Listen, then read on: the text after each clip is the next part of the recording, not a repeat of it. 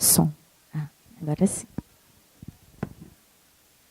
Bom dia a todos. Gostaria de dar início oficialmente ao nosso painel de processo civil, nessa manhã auspiciosa de quinta-feira. E eu gostaria de iniciar dizendo que eu me sinto muito privilegiada por estar aqui hoje, representando os meus colegas residentes. É uma honra, fazendo cor à minha colega Natália Brasil, que esteve aqui na mesa anterior. Sei que é um privilégio integrar esse quadro de residentes, esse programa de excelência. E eu gostaria também de dizer que é um privilégio compartilhar essa mesa com pessoas, com palestrantes tão gabaritados, o doutor Guilherme, o doutor Mozart.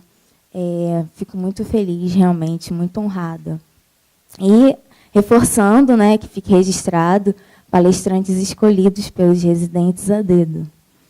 Bom, antes de passar a palavra ao nosso primeiro palestrante, eu gostaria de agradecer ao Sejur e à ESAP, nas pessoas da doutora Nathalie e do doutor Anderson, por conduzirem de forma primorosa esse programa de residência.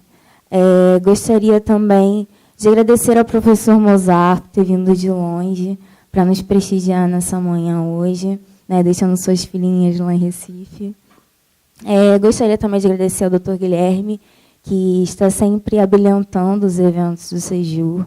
Muito obrigada, tem servido de inspiração para nós que desejamos futuramente integrar a carreira. Bom, e não poderia deixar de agradecer a todos os presentes, os residentes que estão aqui, tanto da casa quanto de outros locais, principalmente da PGM. Muito obrigada por estarem aqui. E saúdo especialmente fazendo uma menção à minha querida PG11, que está representada aqui em peso. Muito obrigada.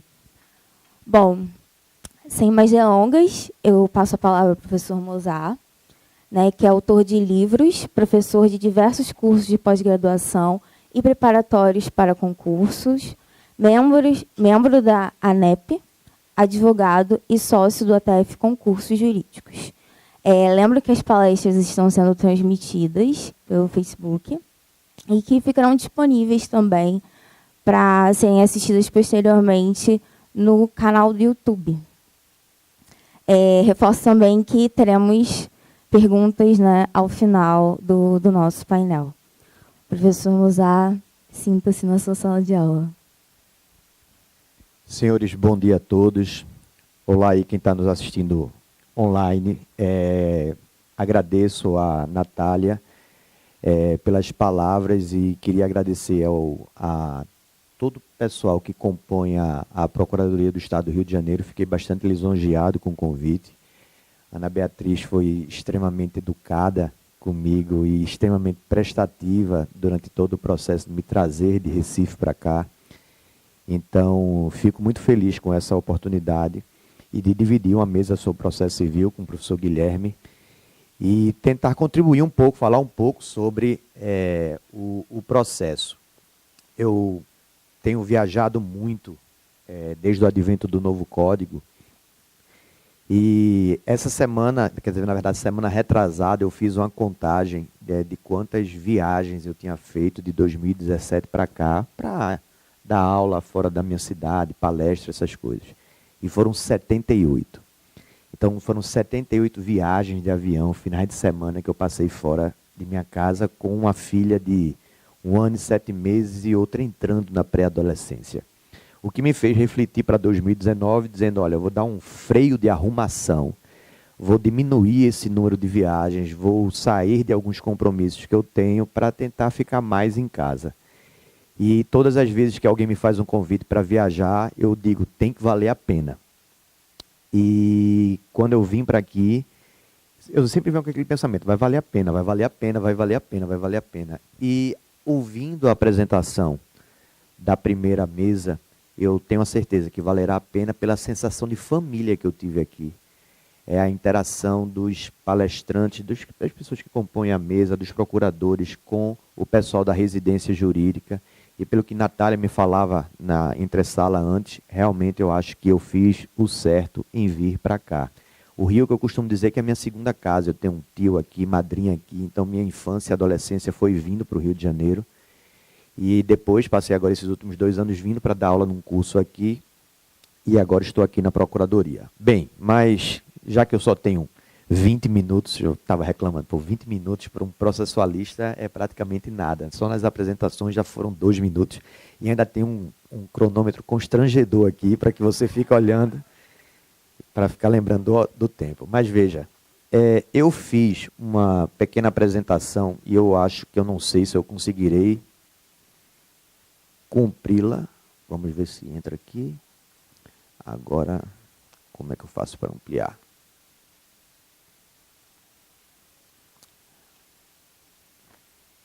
Não sei. Você vai desenrolar tudo agora.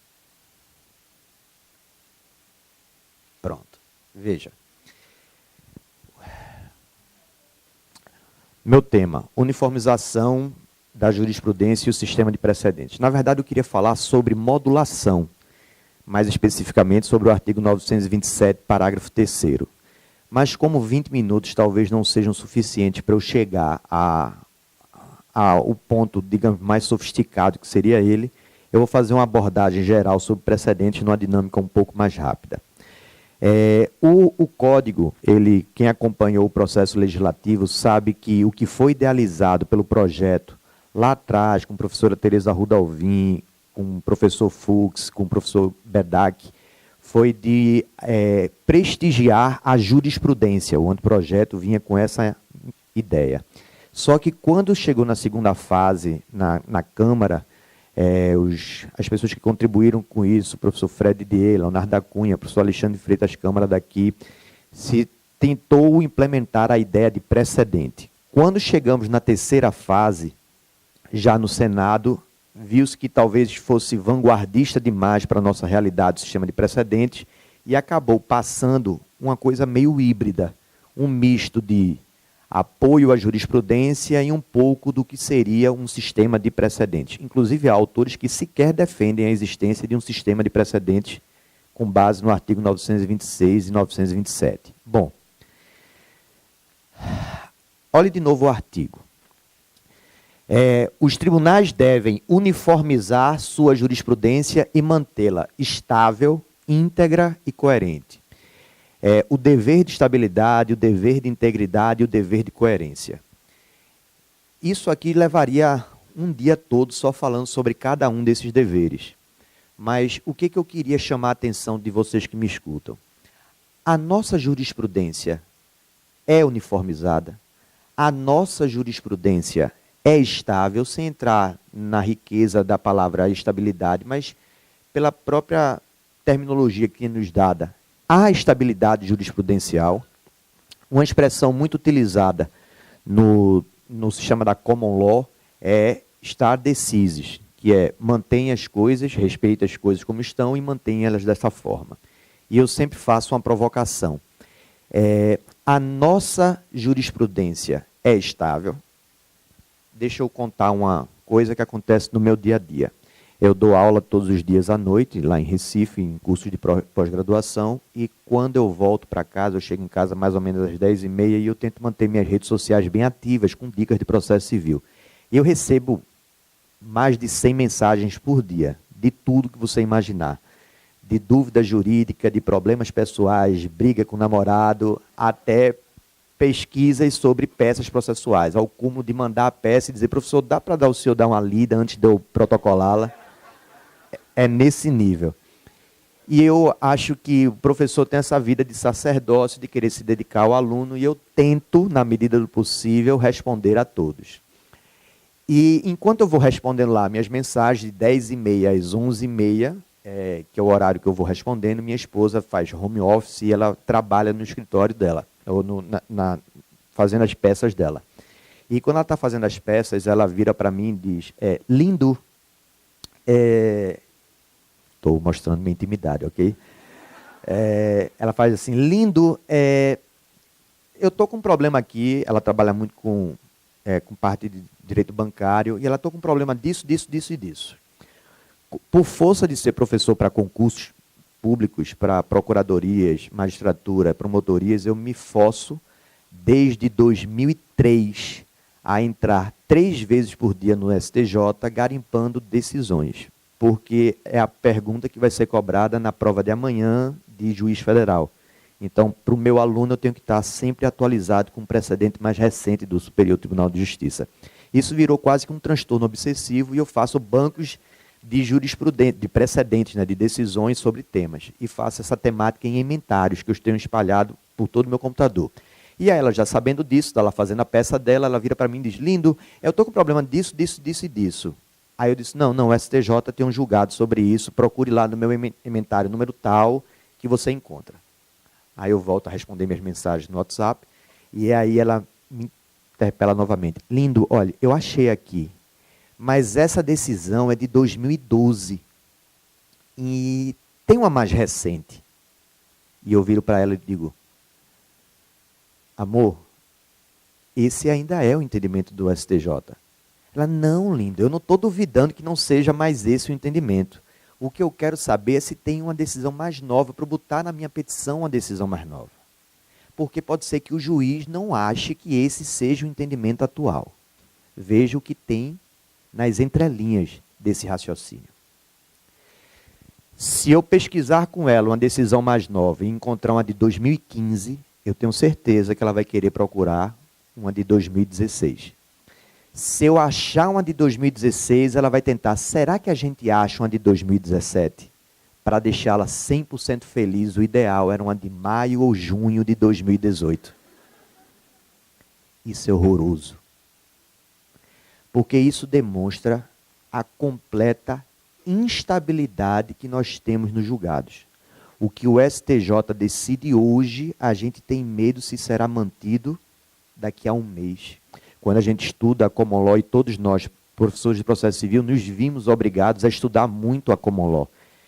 A gente tem uma influência total da Civil Law e com esse possível sistema de precedentes fez com que palavras como distinguishing, overruling, overreading, transformation, todas essas palavras que isso não existia na minha vida de professor, fossem incluídas no meu vocabulário. E quando você começa a estudar isso, você vê a Inglaterra aplicando precedentes de 200 anos, 300 anos.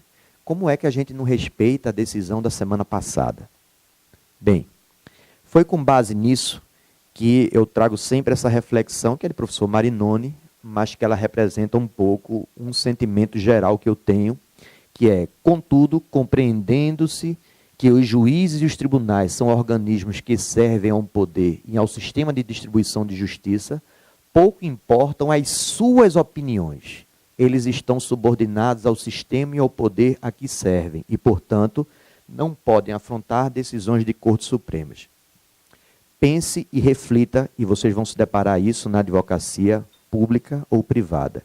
Um cliente vai chegar no escritório de vocês e vai dizer, doutor, meu problema é esse aqui. Aí vai narrar. Quando ele terminar de narrar o problema dele, você vai virar para ele e vai dizer, olha, seu direito é bom. Ele vai virar sorridente para você e perguntará, vamos ganhar? O que você vai responder a ele? Olhe, veja bem. É porque você sabe, né? Aí você usa essa frase que eu escuto em todos os estados da federação. Cabeça de juiz. Perceba novamente o que está nas entrelinhas aí. Cabeça de juiz sugere a nós um acesso à justiça como se fosse uma loteria. Se cair na vara tal, você ganha. Mas se cair na vara tal, você perde. Quando, na verdade, existe às vezes uma súmula de um tribunal superior dizendo que é assim. Mas o juiz, por conta do princípio do livre convencimento, diz não. É do meu jeito porque eu julgo para mim. Eu julgo para a minha consciência. Eu admito que no início da minha faculdade, no meu início do CNPq como pesquisador, eu era um defensor árduo do livre convencimento. Eu era um kelsiniano típico. Perdoe, era a inocência da juventude. E hoje em dia eu tenho já outra visão, eu já tenho uma visão mais institucional. Eu não acho que essa superproteção ao livre convencimento é algo realmente frutífero para a prestação jurisdicional. Eu prefiro pensar que, decidindo bem ou decidindo mal, o que for decidido para um, se for igual para o outro, tem que receber exatamente o mesmo tratamento. Porque você chegar para um cliente seu e dizer, olha, você perdeu porque o juiz entendeu de forma contrária, quando o outro colega dele recebeu. A gente da área jurídica sabe distinguir fato e norma, né? E tem como explicar isso juridicamente. Mas o jurisdicionado ele não aceitará isso nunca.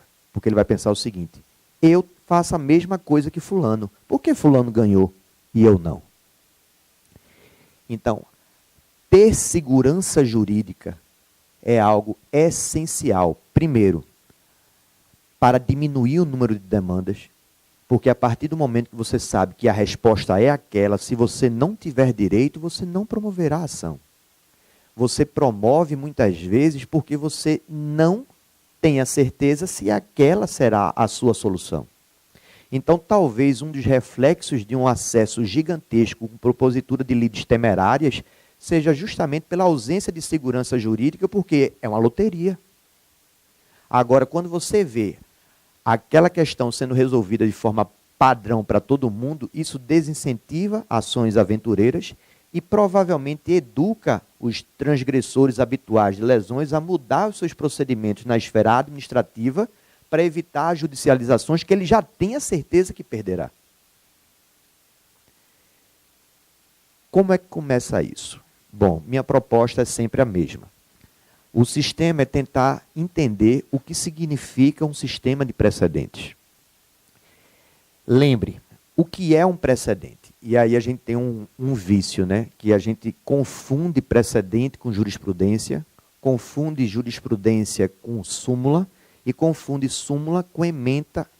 Então, são coisas distintas, que estão próximas, mas que explicam fenômenos diferentes. Então, o que eu tenho que buscar dentro de uma decisão, dentro da lógica do sistema de precedentes, é o que seria propriamente o precedente, ou seja, a razão de decidir daquele julgamento. Essa ratio decidendi é o que irá vincular ou gerar eficácia persuasiva. Vou explicar melhor isso. O que não for a ratio decidendi pode aparecer na decisão, mas será o que a gente chama de questão obter dictum. E por que eu tenho que mostrar e lembrar isso a vocês? Perdoem quem já sabe. É porque a partir do momento que o discurso muda, eu vi recentemente o presidente do STJ falando sobre isso, a importância de respeitar a própria jurisprudência, a importância de uniformizá-la e de cuidar dela, o dever de integridade. É impressionante como as pessoas ainda veem o seguinte, olha, o STJ, ontem, por exemplo, já entrando um pouco na matéria do professor Guilherme, que vai falar sobre execução, ontem o STJ, a Corte Especial do STJ, julgou 2 embargos de divergência falando sobre a possibilidade de penhora de salário em questões de alimentos. Que está lá no código que é possível desde que ultrapasse 50 salários mínimos, o que eu acho uma afronta, inclusive era melhor não ter aquele dispositivo, porque quem é no Brasil que recebe mais de 50 salários mínimos? Mas o que o STJ falou ontem? A Corte Especial, a relatora ministra Nancy, ela disse o seguinte, que não, que mesmo com o código falando que é de 50 para cima, será possível a penhora de salário, desde que seja de 30%, aplicando a sistemática do 528. Veja, penso que a decisão é completamente contra a lege, mas o fato é uma decisão de Corte Especial do STJ. Dentro do sistema de precedentes obrigatórios, é um precedente obrigatório. Sendo um precedente obrigatório, o juiz de direito aqui de primeiro grau do Rio de Janeiro estará vinculado a esse entendimento, a não ser que haja distinção. O problema é, para fazer a distinção, você tem que saber o que vincula. Para saber o que vincula, você tem que compreender o que é a ratio decidendi e o que é uma questão obter dictum. Coisas que não estão na nossa cultura jurídica tradicional. Veja, conceito de precedente por alguns autores. Trouxe o de Fred, e de Paula Sarno, mas vou ler o de professor Lucas Buril, o do meio, que diz: precedente judicial nada mais é do que uma fonte de direito, isto é, toma-se uma decisão como ato jurídico que tem por eficácia lançar-se como texto do qual se construa a norma. Esta norma, na teoria de precedente, é o que comumente designamos de ratio decidere. Então, presta atenção. O STJ decidiu ontem, na Corte Especial, que se penhora salário para fins até 30%, independentemente de ser execução de alimentos e independentemente do salário ser superior ou não a 50 vezes o salário mínimo. Quando eu tenho esta decisão aqui, eu vou ter que pensar, ela, se não tiver havido modulação de efeitos, ela vai fazer eficácia prospectiva, ou seja, para frente. Quando ela faz a eficácia prospectiva, todas as outras ações individuais e coletivas que correm no Brasil, aquele juiz, aquele tribunal estaria vinculado ao quê? A essa decisão. E se o juiz desobedecer? Aí o Código estabeleceu um sistema de controle para isso, inclusive com uma nova roupagem à figura da reclamação. Esse desenvolvimento se dará, vamos lá, precedentes persuasivos. Veja, o precedente persuasivo, qualquer decisão, respeitando o entendimento de professor Marinoni e professor Mitidiero, que dizem que precedente só pode ser originário de tribunal superior, eu tenho a corrente de Fred, de Lucas, de Ravi, que, na verdade, qualquer decisão pode gerar um precedente. Quando a decisão é bem feita, imagine aqui no Rio de Janeiro aquele juiz que dá boas sentenças e que aquela sentença convence colegas. Isso é o que a gente chama de precedente com eficácia persuasiva. Então ele convence e o cara vai chegar e dizer, eu vou aplicar a decisão de fulano também no meu caso, porque eu acho que a decisão dele é a mais correta. O que o Código trouxe foi algo além. Além do precedente persuasivo, que já estaria dentro da nossa cultura normal de observar uma decisão bem feita e seguir o mesmo entendimento, o Código estabelece um sistema de precedentes obrigatórios. E aí o que a gente espera? Que esses precedentes obrigatórios também tenham carga persuasiva, para não acontecer o que aconteceu ontem. Por exemplo, a decisão de ontem da Corte Especial do STJ se tornou, dentro do 927, um precedente obrigatório, mas que eu acho que está errado. Apesar de gostar da ideia, não é o que está na lei. Então, penso que a decisão é visivelmente contra a lege. Se a decisão é visivelmente contra a lege, ela não me gera carga persuasiva. Mas e daí, minha opinião? Ela gera carga obrigatória. E aí, o cuidado que nós temos que ter com o que seriam os precedentes obrigatórios. E ele diz lá, ó, ele enumera no artigo 927. Inciso 1. Há muita divergência se esse artigo ele é ou não é taxativo. Alguns entendem que só seriam obrigatórios as hipóteses em que cabe reclamação. Há várias teses sobre isso. Mas, doutrinariamente, a maioria entende que esse é o rol de precedentes obrigatórios. Veja, as decisões do STF em controle concentrado de constitucionalidade e as súmulas vinculantes que já estão na nossa cultura por conta da Constituição, mas ele traz no inciso 3 acordos de IAC, o incidente de assunção de competência, acordos em incidente de resolução de demanda repetitiva, recurso especial e recurso extraordinário repetitivo. Veja, ontem não foi nenhum desses. Os enunciados de súmulas do STF e do STJ também não foi nenhum desses ontem, mas ontem foi uma decisão da Corte Especial. Ora, se foi uma decisão da Corte Especial do STJ, está no inciso 5, que diz a orientação do plenário ou do órgão especial ao qual eles estiverem vinculados. Bem, se eu tenho um precedente obrigatório, tenho que aplicá-lo, aí lembre, a identificação da ratio decidendi, rapidamente, a ratio é o cerne do que foi decidido. E a questão que não for ratio, por interpretação a contrário senso, será obter dicto, no plural, obter dicta. Eu já estourei o meu tempo, então eu vou acelerar apenas para fazer essa provocação final. O Código, no artigo 489, parágrafo 1º, ele diz o seguinte. Lembra que eu acabei de falar aqui da existência de precedentes obrigatórios e que eles devem ter carga persuasiva? Mas se sair um precedente obrigatório sem carga persuasiva, o juiz está vinculado a ele? Olha o que diz o artigo 489, no parágrafo 1º, nos incisos 5 e 6, que estabelece um ônus argumentativo. O que é esse ônus argumentativo? Ele diz: não se considera fundamentada qualquer decisão judicial, seja ela interlocutória, sentença ou acórdão, veja, decisão sem fundamentação, portanto nula. Inciso 5. Se limitar a invocar precedente ou enunciado de súmula sem identificar seus motivos determinantes. É uma prática comum de assessores, nossa, como advogado público ou privado, de fazer como a nossa petição. A gente pega a estrutura, redige e procura a decisão que funciona como amálgama para aquele caso. Como é que a gente pesquisa a jurisprudência? Na verdade, a gente procura, não é nem no site do tribunal, é no Google, aí cai no Jus Brasil, aí lá no Jus Brasil você copia a ementa, o que está escrito na ementa, se casa no seu caso, você copia, cola, junta e ainda acha que está arrasando, porque trouxe uma decisão recente e que a leitura da ementa é perfeita. E se aquela ementa não diz o que foi realmente os fundamentos da decisão? Se foi mal redigida. Então perceba que para você saber se aquele precedente se aplica ou não, você tem que entender o inteiro teor. E a gente não tem a cultura de ler o inteiro teor. E isso é que me angustia. E de todos os lados.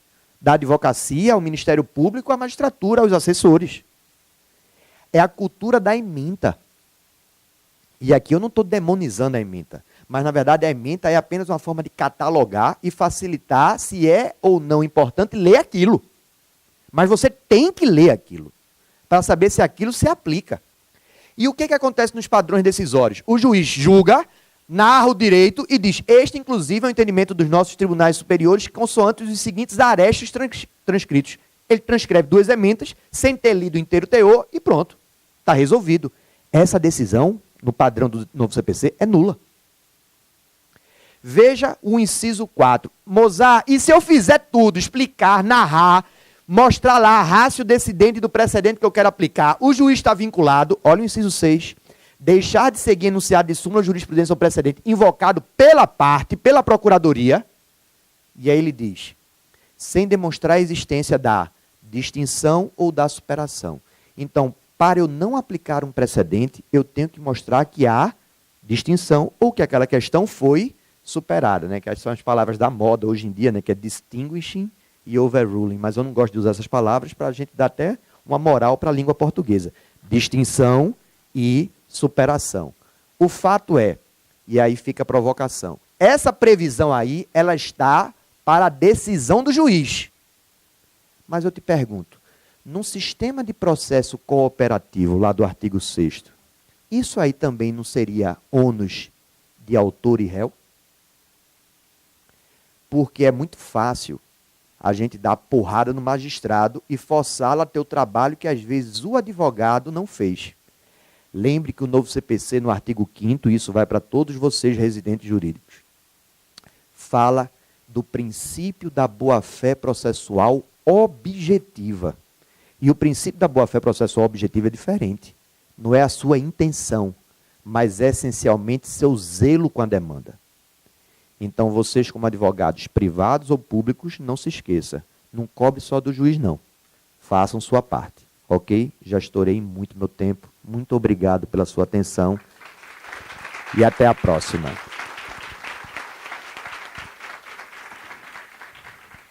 Bom, professor, eu acho que em nome de todos aqui presentes, agradeço. Pena que o nosso tempo é limitado, realmente daria para ficar aqui muito mais tempo ouvindo. Agradeço pela sua simplicidade em expor um tema tão complicado e relevante. Bom, passo brevemente a palavra ao Dr. Guilherme Socal, que é mestre em Direito Processual pela Universidade do Estado do Rio de Janeiro e procurador da Casa. Obrigado. Alô? Obrigado, Natália. Eu cumprimento a Natália que compõe a mesa, o professor Mozart, e eu confesso que eu fiquei com muita inveja do seu programa de milhagem, professor Mozart, que deve ser fantástico, a quantidade de pontos que o senhor deve ter. E cumprimento a Mariana Brito, que coordenou junto com vocês esse evento.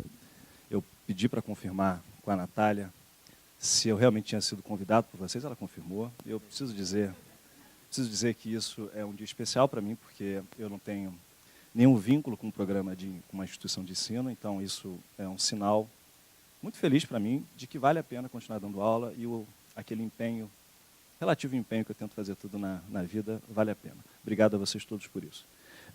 Como ninguém pretende que isso aqui se torne um episódio do Arquivo Confidencial do Faustão, que a minha mulher, inclusive, foi residente, e se ela entrasse agora, seria uma surpresa boa.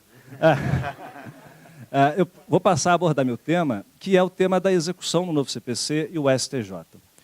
Lippmann já dizia que a execução é a Cinderela do processo civil, porque desperta pouco interesse de quem escreve, e, na prática, a gente sabe que a execução no Brasil sofre de uma crise patente de inefetividade. Eu, por razões pessoais, eu tenho contato com o professor Leonardo Greco, que é um dos grandes autores de execução no Brasil. Trabalho hoje na dívida ativa, então eu tenho despertado mais meu interesse para falar de execução. E é por isso que eu vou falar desse tema hoje. E eu preparei a minha exposição para duas relações da execução no novo CPC e o STJ. A primeira relação que eu vou abordar é um tema que o STJ dizia, e a gente tem que entender que aquilo que ele dizia foi superado pelo novo CPC. E um segundo tema que eu vou abordar é algo que está uma novidade no Código, e a gente precisa ler atentamente o que tem dito o STJ para compreender com precisão, porque ali foi dito menos do que tem sido propagado. O primeiro ponto, então, que eu vou abordar é a novela da súmula 410 do STJ.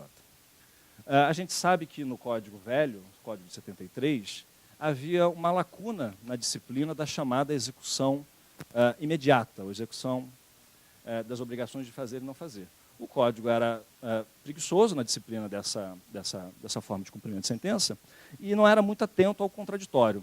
Isso não era atento, por exemplo, quanto à forma de defesa nesse tipo de cumprimento de sentença, e não era atento também quanto à maneira de comunicar processualmente o início desse cumprimento de sentença ao executado. Então, Código de 73, havia uma lacuna quanto a qual forma de levar ao conhecimento do executado o início de cumprimento de sentença, forma essa que desencadearia o começo do prazo para cumprimento. Então, havia uma lacuna. Essa é uma lacuna grave, porque contraditório é uma garantia constitucional e a efetividade dos atos de comunicação processual é um dos componentes do contraditório. Diante dessa lacuna, havia muitas correntes. Grosseiramente reduzindo essas correntes, duas. Uns que diziam que essa intimação tinha que ser pessoal ao devedor, e outros que diziam que esse começo do cumprimento de sentença de fazer ou não fazer poderia ser feito na pessoa do advogado, por intimação ficta. Duas correntes principais, o Dinamarco dizia que era intimação pessoal, o Araquém de Assis dizia que bastava a intimação por advogado, a intimação ficta por diário oficial. O STJ deu a martelada na súmula 410 do STJ, e dizia essa súmula, a meu ver, dizia, que essa intimação tem que ser pessoal. Tem que ser pessoal, súmula 410, uma súmula editada em 2009. E eu não poderia ficar mais feliz, porque nosso tema, professor Mozart, casa perfeitamente. Porque a história dessa súmula é uma história muito triste, é uma novela triste, porque ela começa na sua infância, em primeiro lugar, com alguns erros. Primeiro, porque se alguém for ler essa súmula 410, vai ver que ela menciona multa, que seria a fluência da multa depende de intimação pessoal. Mas ela, na verdade, diz menos do que ela gostaria de dizer, porque vale não só para o meio coercitivo da multa, é para qualquer cumprimento de fazer que a súmula se impunha nos termos em que se impunha. E o segundo ponto de crítica que valia ser feito para essa súmula é porque ela representava a quebra de um compromisso assumido pelos legisladores das reformas processuais, que era ver, o legislador via assim, a citação do devedor como um gargalo na efetividade do processo de execução. O legislador dizia, encontrar o devedor para dar início a um processo de execução é um motivo de perda de efetividade no processo civil. Então, o legislador, com o sincretismo processual, acabou com essa necessidade de citação. Mas a súmula mudou o rótulo do ato de comunicação processual e ressuscitou essa mesma dificuldade de encontrar pessoalmente o devedor para ter início o cumprimento de sentença de obrigação de fazer. E, então, portanto, uma crítica de redação, porque ela diz menos do que deveria dizer, uma crítica de teleologia, de quebra de um compromisso, e uma terceira crítica é uma crítica de coerência, porque o mesmo STJ, que editou essa súmula em 2009, em 2010, julgou como deveria se dar o começo do cumprimento de sentença de obrigação de pagar. E para a obrigação de pagar, a Corte Especial, inicialmente em 2010, depois em 2015, depois em 2013, a Corte Especial disse que o começo da intimação para pagar era através do diário oficial na pessoa do advogado. Então, por que, meu Deus do céu, o fazer exigia a intimação pessoal e o pagar para o mesmo STJ era possível começar por intimação pelo advogado? Isso, inclusive, virou hoje súmula 517 do STJ. Bom, aí a gente chega, então, na juventude da triste história dessa súmula 410. Por quê?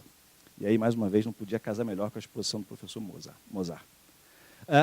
Em 2011, a segunda sessão publicou um acórdão que é caso para ser estudado a fundo.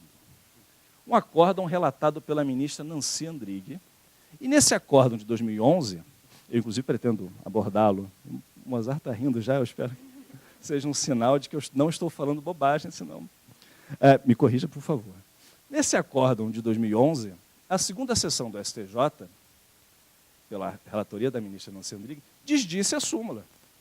A ementa desse acórdão de 2011 desdiz a súmula, porque esse acórdão afirma que a intimação do devedor acerca da imposição da multa, redação da súmula 410, pode ser feita via advogado. Está lá na ementa e no voto da ministra Nancy Andrighi. A partir dessa decisão de 2011, diversas decisões se seguiram e passaram a desconsiderar o teor da súmula 410, dizendo que era possível que essa intimação fosse feita para obrigações de fazer na pessoa do advogado. Infância da súmula, ela rapidamente perdeu a inocência. O que veio logo em seguida, e esse é um ponto que eu acho super legal, porque demonstra que realmente a história da súmula 410 é uma novela, o que veio depois disso, como toda boa novela, foi uma lavação de roupa suja no STJ. Porque em 2013, a segunda sessão da STJ, que havia editado a súmula em 2009, que havia desdito a súmula numa ementa em 2011, em 2013, a ministra Isabel Galotti é relatora de um acórdão, e nesse acórdão ela faz, abre aspas, um esclarecimento acerca do decidido pela segunda sessão em 2011. E nesse esclarecimento ela deixa muito claro que a ementa refletia apenas a posição da ministra Nancy Andrighi. E eu falo em lavação de roupa suja enquanto eu preparava essa palestra, e naturalmente, o paralelo com novelas, não sei porque eu estou vidrado em novela, não assisto novela, mas eu fiquei vidrado em novela ao preparar essa palestra, foi com a Avenida Brasil, porque a lavação de roupa suja não foi tranquila. E eu, naturalmente, vou deixar para vocês a conclusão quanto a quem é a Carminha nessa história toda. Porque a ministra Isabel Galotti começou a dizer que, pegando as notas taquigráficas, portanto, não se limitando a ler, como disse o professor Mozart, a ementa, ela viu que a ministra Nancy Andrighi tinha proposto a revisão da súmula e ficou vencida. E ela declarou que retiraria do seu voto a parte da revisão da súmula. Não foi isso que aconteceu no voto. Não foi isso que aconteceu na ementa. Talvez seja a ministra? Não, imagino que não. Talvez não seja bom atender. E ela disse que retiraria, não retirou, e a partir de então, as decisões continuaram a ser proferidas como se a súmula tivesse sido superada, e a ministra Isabel Galotti foi além para dizer que a própria ministra Nancy Andrighi estava agindo como se houvesse ocorrido a superação da súmula, quando ela, a ministra Nancy Andrighi, participando do colegiado, sabia que isso não tinha acontecido. E aí a lavação de roupa suja, eu separei trechos, que eu acho que nosso processo civil precisa se prender à realidade. Diz a ministra Nancy Andrighi que jamais, em voto vista, respondendo a Isabel Galotti, jamais sucumbiu ao orgulho, à vaidade, jamais teve o intuito de manipular o resultado do julgamento, ou jamais teve o intuito de ocultar o pensamento predominante da segunda sessão. Brincadeiras à parte, isso demonstra como é relevante o alerta que o professor Fred Didier tem dado sobre o cuidado na definição de quem é o redator do acórdão. O redator do acórdão tem de ser aquele que profere a tese vencedora, ainda que haja mais de uma tese e todas as teses levem à mesma conclusão. Nesse caso concreto, a ministra Nancy Andrighi ficou vencida na tese dela, porque ela sugeria a revogação da súmula. Só que a conclusão, pela não incidência da multa nesse caso, era amparada também por outra tese, que era a tese do ministro do Distrito de Salomão, de que naquele caso concreto o cumprimento foi espontâneo.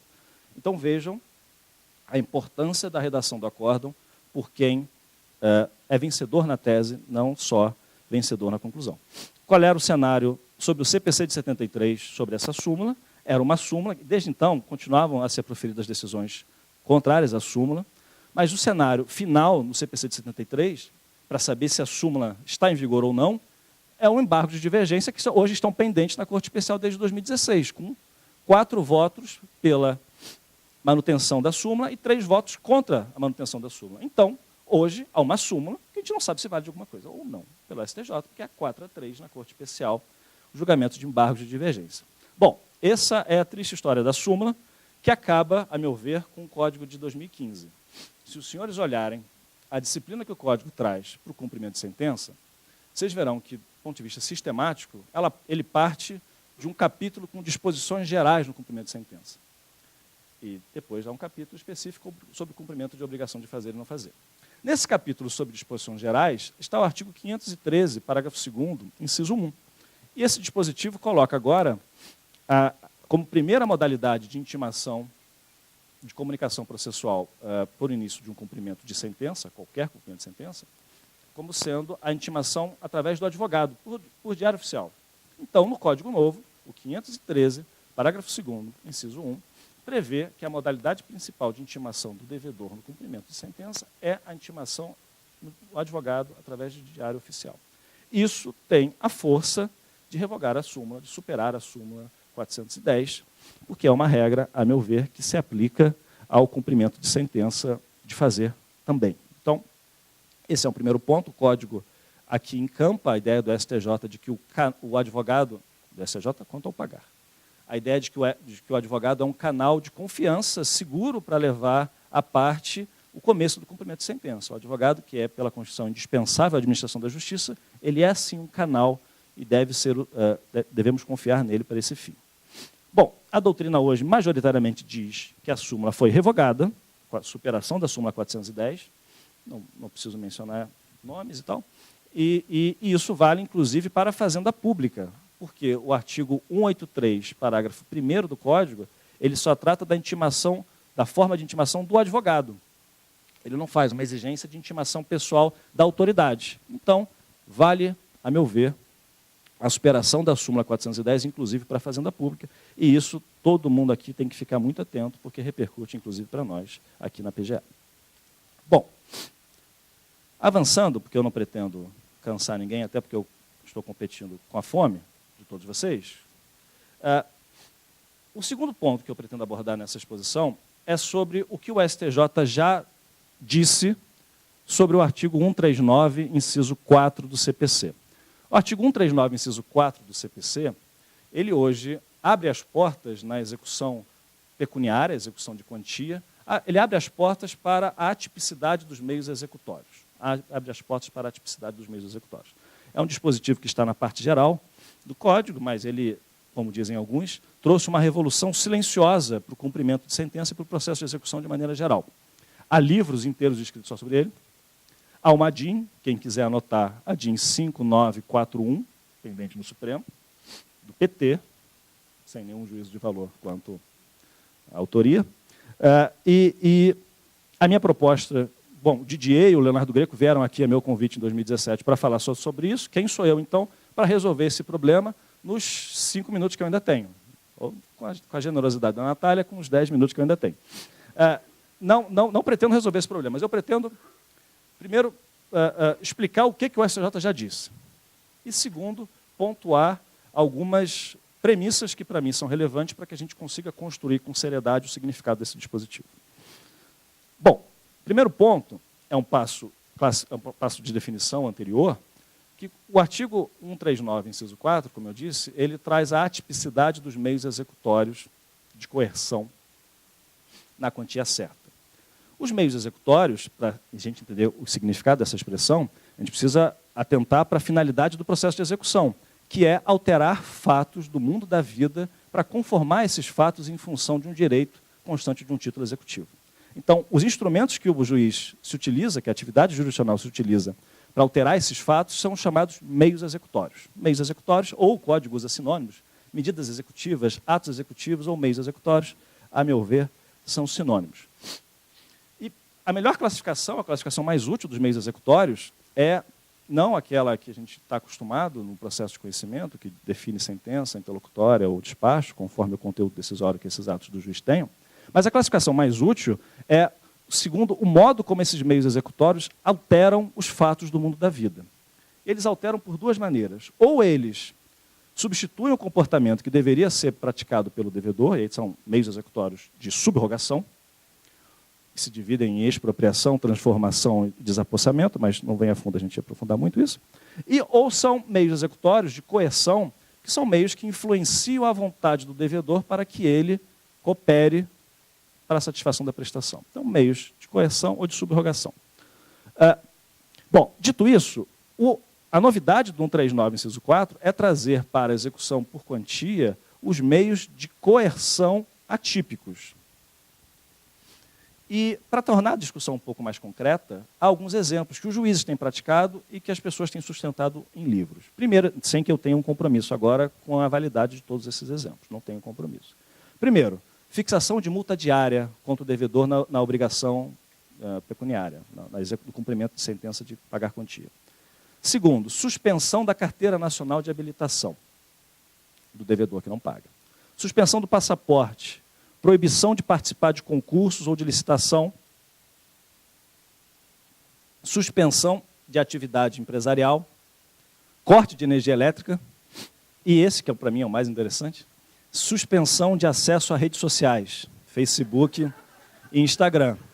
Medida essa que hoje em dia, especialmente nessa semana, seria até uma questão de utilidade pública. Bom, quais são, então, na doutrina, os pontos de divergência que há sobre 139.4? Vou ser, mais uma vez, grosseiro na síntese. Primeiro, há aqueles que consideram a atipicidade dos meios executórios coercitivos, na execução por quantia, absolutamente inconstitucional.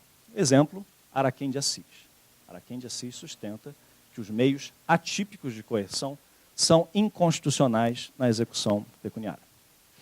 Há aqueles outros, e o melhor exemplo também é o professor Leonardo Greco, que dizem que os meios executórios atípicos não são inconstitucionais, mas eles estão submetidos a uma diretriz de subsidiariedade ou excepcionalidade, porque é preciso antes, na execução pecuniária, que sempre se pautou, disse isso, sempre se pautou pelos meios de subrogação, pela expropriação, pela penhora, transformação em dinheiro. Portanto, para essas pessoas, a segunda corrente, Leonardo Greco, a excepcionalidade ou subsidiariedade dos meios coercitivos atípicos exige a frustração dos meios subrogatórios para que seja usado o 139.4. E a terceira corrente, que é do professor Flávio Luiz Yarshall, eu estou mais uma vez simplificando, diz que os meios executórios coercitivos atípicos, na obrigação de pagar, estão em pé de igualdade com os meios de subrogação, submetidos ambos a um teste de proporcionalidade em cada caso concreto. Mas não há necessidade de exaurir os meios de subrogação para aplicar os meios de coerção atípicos. Anotem aí, porque estamos aqui quase numa aula da residência, anotem o enunciado 12 do FPPC, que endossa a subsidiariedade, eu diria que ele endossa a segunda corrente, do Leonardo Greco, a subsidiariedade para aplicação do artigo 139, inciso 4. Bom, o que o STJ já decidiu sobre 139, inciso 4? Ele decidiu pouca coisa. Primeiro grupo de decisões, primeira observação, ele tem decidido isso em habeas corpus. Isso dá um novo sopro de vida para o estudo do habeas corpus como ação de impugnação no processo civil. A partir de agora, nós, processualistas, precisamos olhar mais para o habeas corpus como uma maneira de impugnar decisões no processo civil. Como ele decidiu muitas vezes, em habeas corpus, isso levou ele a não apreciar a questão de fundo em várias ocasiões.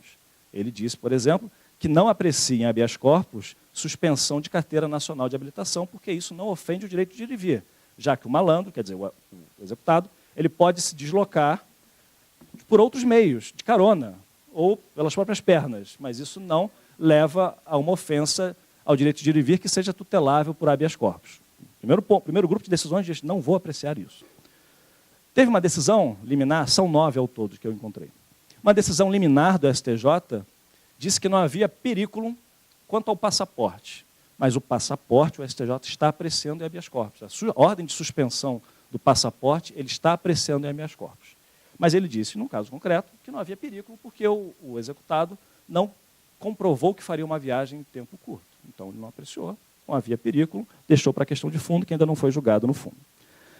E um terceiro grupo de decisões apreciou, menciona 1394 em recurso e mandado de segurança ajuizados pelo Facebook, nas decisões que impunham ao Facebook multa coercitiva e bloqueio de dinheiro, porque ele não entregava dados do WhatsApp ou de Facebook, grupos de ódio e tal.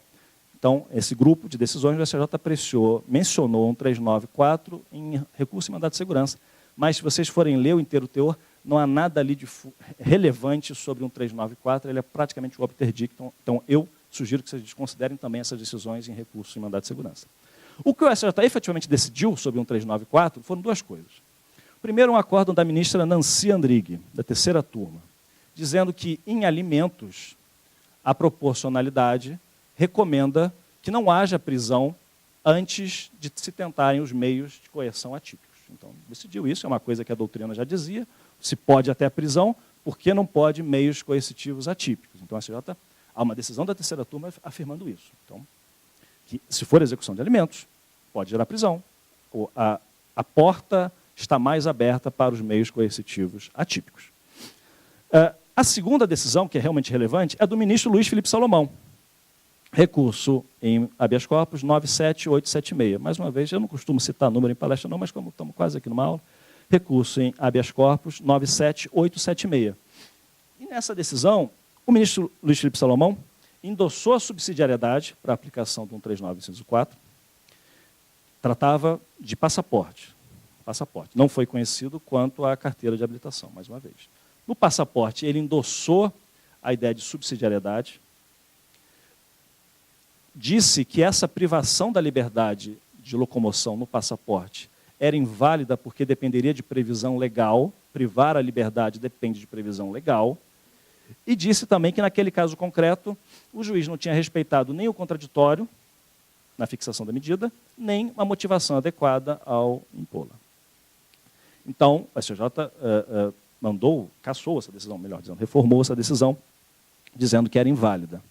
Bom, então isso que o STJ efetivamente decidiu sobre 1394. Eu tenho, quantos minutos? Mais nenhum, né?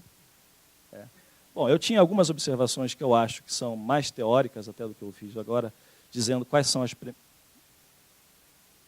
Posso? Não. 2 minutos? Bom, só algumas observações. Bom, o que eu acho que a gente precisa olhar para o 1394, com que olhar a gente precisa olhar para o 1394 a partir de agora, pontuando a discussão teórica para o futuro. Primeiro ponto, é preciso separar dois problemas. A expressão meios de coerção atípico tem dois problemas, meios de coerção e meios atípicos, na execução de quantia.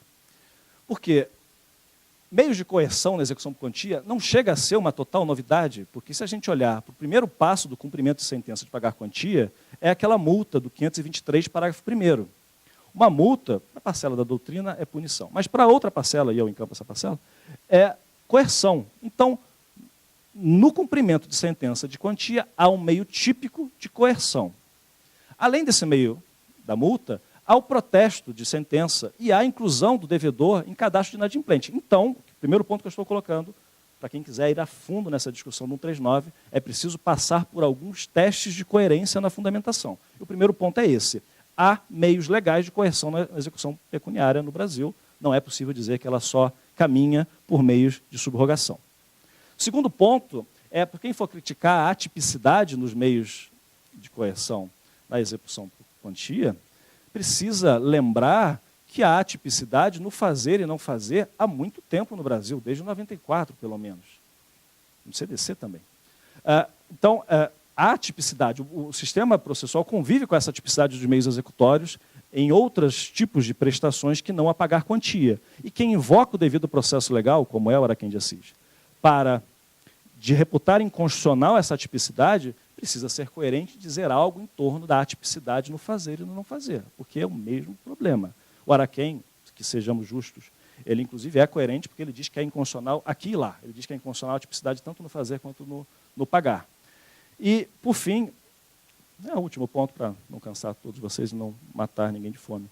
Quem invoca que a ofensa ao direito fundamental, meios de coerção não podem atingir direitos fundamentais, precisa pensar melhor, porque, em primeiro lugar, a propriedade é um direito fundamental, direito ao autor é um direito fundamental, os meios de protesto e de inscrição em cadastro de devedores atingem a honra, que é um direito de personalidade, que para alguns seria um direito fundamental. Então, há meios no nosso sistema legal que atingem direitos fundamentais.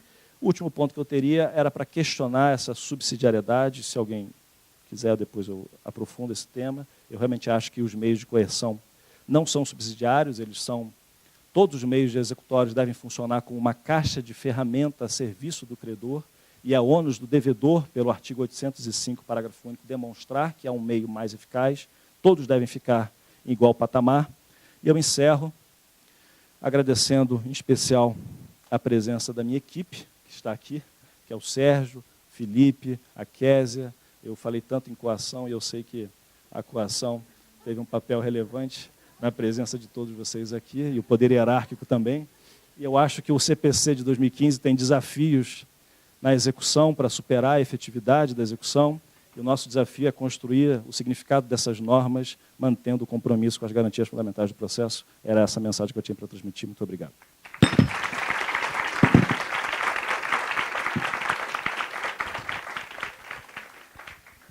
Só queria registrar aqui rapidamente, nas palavras de professor Guilherme. Professor Leonardo Greco talvez seja um dos maiores, se não o maior processualista hoje no Brasil, em relação à contribuição. E professor Leonardo Greco, você falando sobre a súmula 410, ele tem um artigo antigo dele, de uma pesquisa que ele fazia sobre o descolamento do enunciado da súmula do precedente, né? Que é uma coisa, um fenômeno interpretativo brasileiro incrível. Você lê o enunciado da súmula, e a gente tem aquele lance de pegar o enunciado da súmula como norma. Então, você lê o enunciado da súmula achando que aquilo realmente foi a ratio decidendi, né? Só que ele mostra isso com as súmulas do mandado de segurança, 622, 624, 625, que o fenômeno interpretativo que a súmula descola, e o exemplo é, não cabe honorários em mandado de segurança. Esse não cabe honorários em mandado de segurança era porque antigamente se discutia se o mandado de segurança era ação. Exatamente. Então, aí veja, aí tinha um enunciado, não cabe porque se entendeu que não era ação.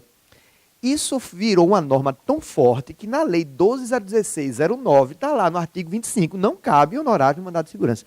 Então, há um fenômeno interpretativo e a súmula 410 é um exemplo que eu uso muito em sala de aula para mostrar isso, a loucura que é. Tanto é que se você parar para pensar, o STF ele não edita mais súmula. O STF parou na 735. E se você tiver curiosidade para saber o porquê das súmulas, é interessantíssimo, porque as súmulas surgiram, é um fenômeno brasileiro, e elas surgiram porque um dos ministros do Supremo não lembrava das súmulas. Ele tinha uma memória ruim, e aí não lembrava. E o professor Daniel Mitidiero explica tudo isso no livro dele sobre precedentes, e ele vai mostrando que era uma técnica de construção, técnica de trabalho, que virou um fenômeno que hoje a gente quer saber a súmula, pega a súmula, copia a súmula e assim, e acabou.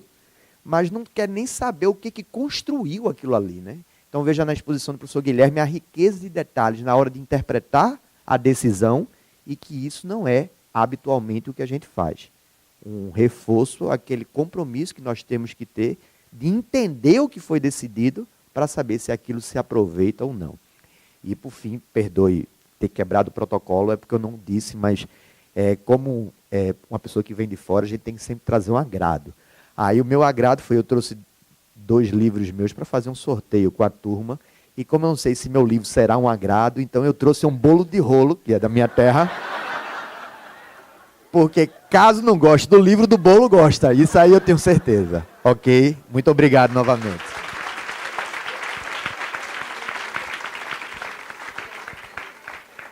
Bom, agradeço imensamente as palavras do Dr. Guilherme, que abrilhantaram a nossa manhã, que contribuíram muito, principalmente trazendo para a realidade, né, da Procuradoria, para o exercício de cada um de nós aqui diário. Agradecer também a contribuição do Dr. Mozart. E, bom, em razão do avançar da hora, acredito que não haverá tempo para abrirmos para perguntas. Eu acho que tem tempo para pergunta? Tem? Então, alguém da plateia gostaria de fazer alguma pergunta para os palestrantes? Bom, enquanto o pessoal se... Ah, tem uma ali? Ah, por favor. Pode ser por novela também, tá? Eu estou bem atualizado em O Segundo Sol, quero dizer.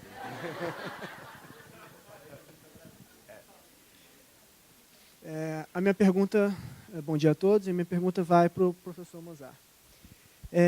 Recentemente nós estamos enfrentando, na minha atuação na primeira PR regional de Niterói, eu tenho encontrado muitas decisões nesse sentido.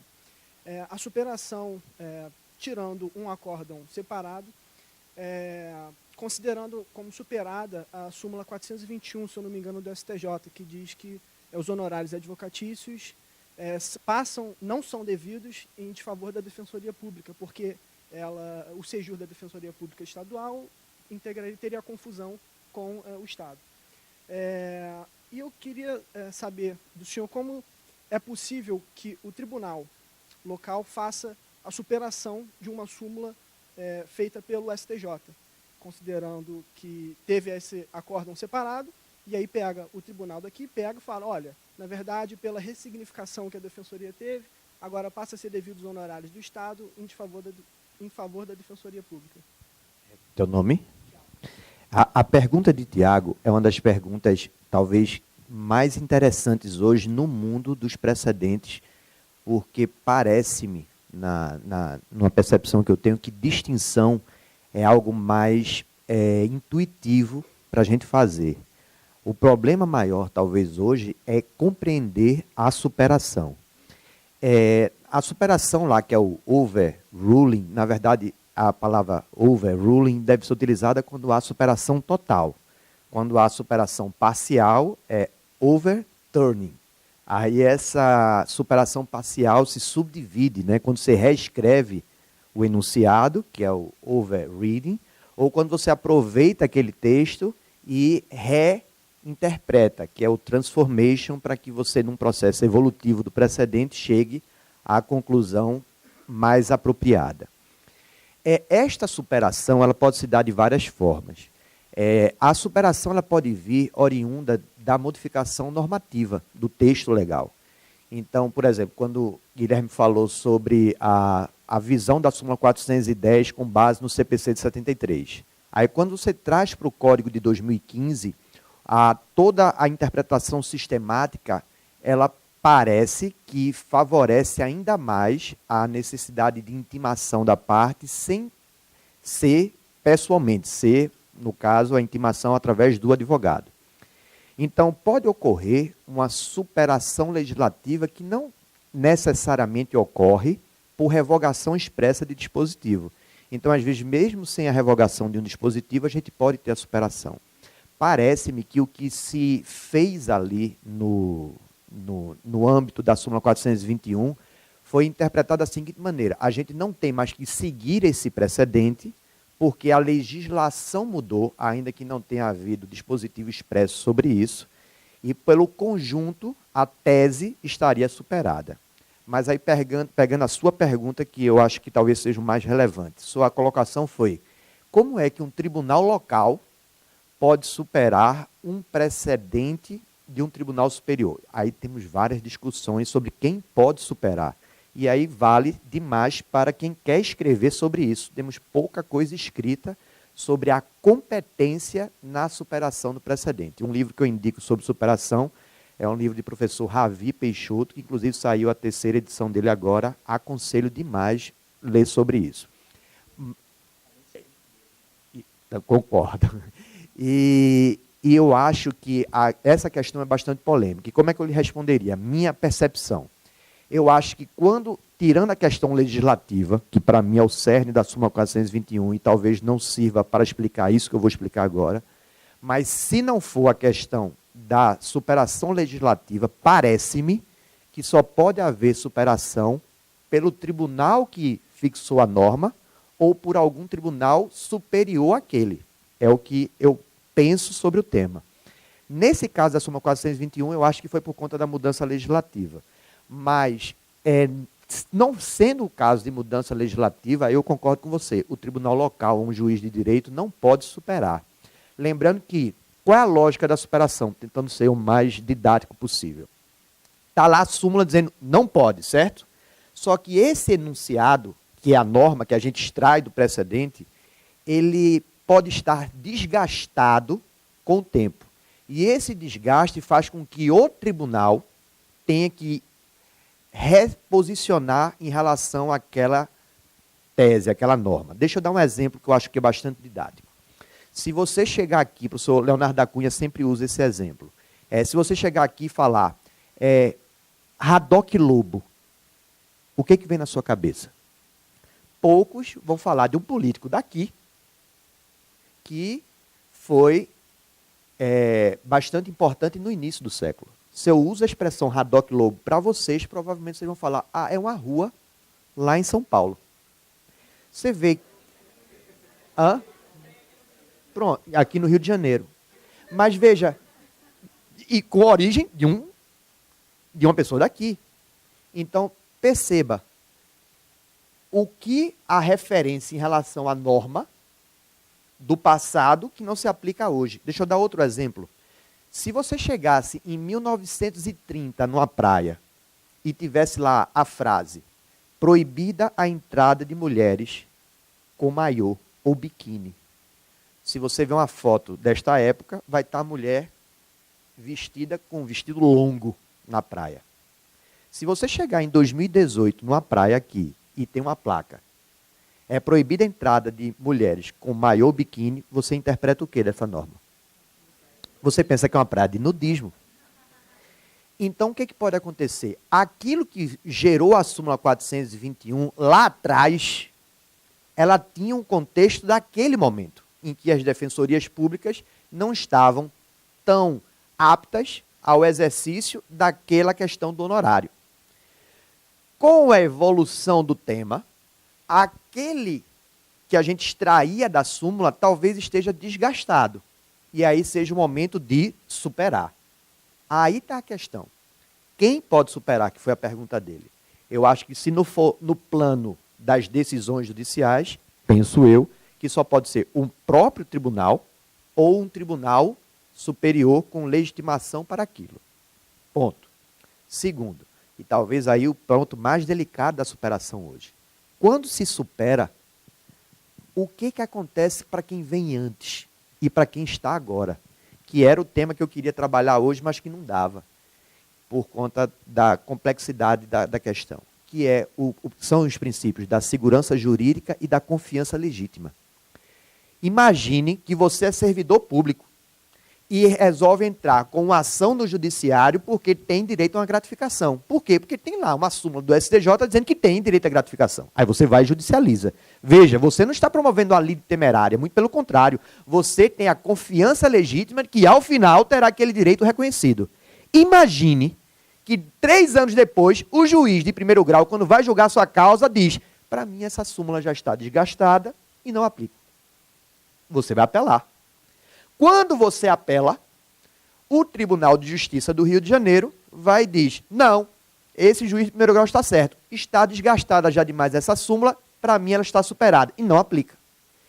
Perceba que você só promoveu uma ação, você só foi para o judiciário por conta daquela súmula que lhe dava essa expectativa de direito. Deixa eu inverter agora. Imagine que você promoveu a ação e o juiz de primeiro grau, reconhecendo que não tinha capacidade de superação, julgo procedente e determino, inclusive, a incorporação imediata da gratificação ao seu vencimento. E você começa a ganhar aquilo ali, e já gastar. Você, aí a Fazenda apela, e na apelação no Tribunal de Justiça do Rio de Janeiro, a tese é mantida. E a Fazenda Pública oferece recurso especial e o STJ resolve, com competência para aquilo, superar. Aí a gente chega no grande nó, que é a questão da superação. Quando superar, o efeito normal que a gente tem é o efeito ex tunc, ou seja, é a retroatividade. Vai retroagir de forma pura, de forma clássica, é daqui para frente, ou seja, só gera efeitos prospectivos, mas incluindo a sua ação ou não incluindo. Pense, imagine se o seu caso é o caso que foi utilizado como causa piloto para a mudança da súmula. Imagine todos os seus colegas de repartição que têm a gratificação e na hora que é você, o STJ diz, não, vamos mudar isso aqui. Aí você diz, beleza, mude, mas mude para depois, mas não me atinja. Agora veja, se eu não atingir, vai ter sempre uma parte que vai estar pé da vida com o resultado. Vai ser a empresa que vai ficar derrotada nesse, sabendo que vai vencer a partir dos próximos, mas ela vai perguntar, e por que eu não venço já nesse? Vai ter o cara que, mas eu só entrei porque estava ganhando todo mundo, então eu entrei, eu não estou aqui de má fé, nenhuma ali temerária. Então veja como é delicada a questão da modulação em face da superação. Aconselho a todos a estudarem muito isso, porque era um fenômeno que a gente só tinha no controle concentrado de constitucionalidade. E agora aparece nas normas infraconstitucionais com o advento do 927, parágrafo 3º. E hoje, ver todas as decisões que vêm em recurso repetitivo, está lá no STJ, recurso especial repetitivo. Aí se você descer lá para o item 9 ou 10 da ementa, modulação dos efeitos.